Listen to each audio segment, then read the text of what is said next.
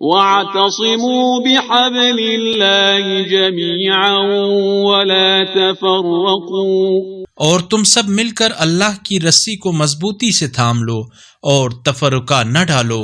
تمام عالم اسلام کو رحمت للعالمین حضرت محمد مصطفیٰ صلی اللہ علیہ وآلہ وسلم کی آمد مبارک ہو۔ ماہ مبارک ربیع الاول ہے۔ اس ماہ مبارک میں مسلمان اپنے نبی پاک کی آمد کا جشن مناتے ہیں۔ اہل سنت حضرات 12 ربیع الاول کو حضور پاک کی ولادت کا جشن مناتے ہیں، جبکہ اہل تشیع حضرات 17 ربیع الاول کو حضرت محمد صلی اللہ علیہ وآلہ وسلم کی آمد کا جشن مناتے ہیں۔ بانی انقلاب اسلامی ایران نے، جو کہ وحدت کے علمبردار تھے، بہت خوبصورت نسخہ مسلمانوں کو دیا۔ انہوں نے فرمایا کہ نہ 12 نہ 17 رسول پاک صلی اللہ علیہ وآلہ وسلم کی آمد کے جشن کو پورا ہفتہ منایا جائے، یہ ایک نہایت احسن اقدام تھا۔ اس نے نہ صرف فرق کو ختم کر دیا بلکہ تمام مسلمانوں کو ایک لڑی میں پرو دیا، متحد کر دیا۔ وحدت کا عملی ثبوت اس کے ذریعے سامنے آیا۔ اس لیے ہم ماہ مبارک ربیع الاول میں ہفتہ وحدت مناتے ہیں۔ مسلمانوں میں وحدت کا رشتہ ایک خوبصورت رشتہ ہے جو ہر کسی مسلمان کو ایک دوسرے کا درد سمجھنے میں بہت مدد کرتا ہے۔ اس سلسلے میں ہم نے پاکستان کے نامور علماء اور مشائخ کے انٹرویوز کیے، آئیے کچھ آپ کو بھی سناتے ہیں۔ ہر کوئی اپنے اپنے نظریے کے مطابق اپنی زندگی گزارے اور دوسرے پر اپنے نظریے کو تھوپنے کی، اپنے نظریے کو لاگو کرنے کی کوشش نہ کرے۔ ہر آدمی اپنی فکر میں آزاد ہے، دوسرے کی فکر کو آپ اپنے زیر بار نہیں لا سکتے۔ اسی طریقے سے ہر آدمی جس طریقے سے اپنے ریچولز اور اپنی رسومات اور اپنے مذہب کے مذہبی معاملات کو ادا کرنا چاہتا ہے وہ ادا کرے، لیکن اس کی ادائیگی میں دوسرے لوگوں کو نقصان نہ پہنچے، دوسرے لوگوں کو تکلیف نہ ہو۔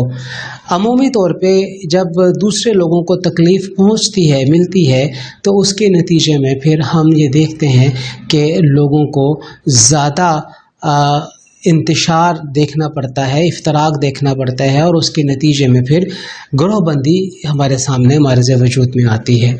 نبی آخر الزمان محمد مصطفیٰ صلی اللہ علیہ وآلہ وسلم کی سیرت طیبہ واضح اور روشن انداز میں موجود ہے کہ مکہ مکرمہ کے ابتلاء کے دور میں نبی کریم صلی اللہ علیہ وسلم نے کس طریقے سے حکمت عملی کو مرتب کیا۔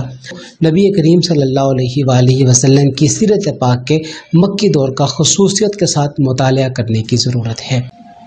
رب العالمین نے ہمیں جو دین دیا وہ وحدت پر ہے، جو کتاب دی اس کا پیغام وحدت ہے، جو پیغمبر دیے ان کا پیغام وحدت ہے، اور ایک کعبے کی طرف مشرق مغرب شمال جنوب سب لوگوں کا ایک کعبے کی طرف سجدہ ریز ہو کر کیا اعلان کرتے ہیں؟ وہ یہی اعلان کرتے ہیں کہ ہم ایک ہیں، کہ ہماری ساری ذلت رسوائی بربادی کا سبب ہمارا آپس میں اختلاف ہے، ہمارے آپس میں نفرتیں ہیں، ہماری آپس میں لڑائیاں ہیں۔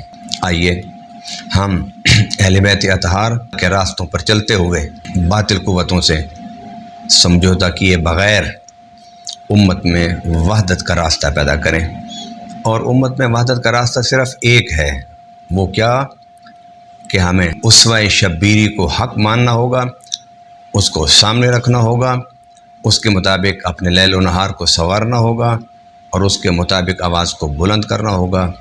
وَمَا عَلَيْنَا إِلَّا الْبَلَاغُ الْمُبِينُ۔ کہ دنیا کے اندر یہ سب سے مرغوب ایک راستہ ہے اسلامی وحدت کو توڑنے کا، اور اسی کو استعمال کیا جاتا ہے۔ 2009 میں امریکہ کے وہ نقشے ویب سائٹوں پہ آئے تھے کہ جس میں 2015 کی تاریخ بھی دی گئی تھی، اور یہ بھی بتایا گیا تھا کہ اسلامی دنیا جو ہے یہ مسلم ورلڈ شیعہ اور سنی بلاک میں تقسیم ہو جائے گی۔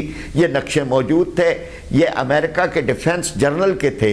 اب یہ کہ یہ ذمہ داری جو ہے وہ چاہے سعودی عرب ہو یا چاہے ایران ہو، چاہے وہ پاکستان ہو یا ترکی ہو، چاہے وہ مصر ہو یا کوئی انڈونیشیا ملائیشیا، سب پہ یہ عائد ہوتی ہے کہ اس پلان کو ناکام کیا جائے۔ یہ اسلامی وحدت کے خلاف ہے، اور مسلمانوں کو تو اس وقت دنیا کے اندر سب سے زیادہ اکٹھا نظر آنا چاہیے جو عالم اسلام کے خلاف سازشیں ہو رہی ہیں۔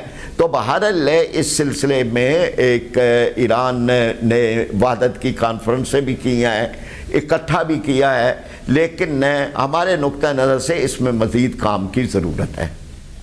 اور نبی علیہ الصلوۃ والسلام کا یہ فرمان علی شان ہے کہ جو چیز اپنے لیے پسند نہیں کرتے وہ دوسروں کے لیے پسند نہ کرے۔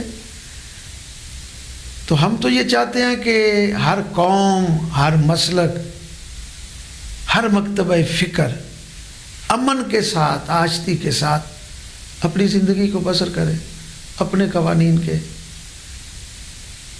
تو ہم تو اس کے حق میں نہیں ہیں۔ ہمارے ملک میں جتنی بھی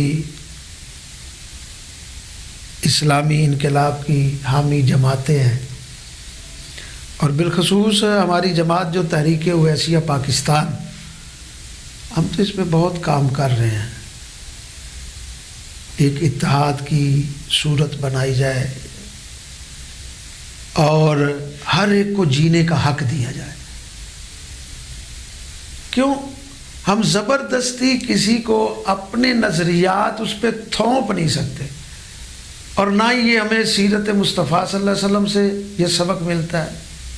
ہاں، کسی سوچ کو ڈیولپ کرنے کے لیے پیار اور محبت سے اس کو سمجھائیں۔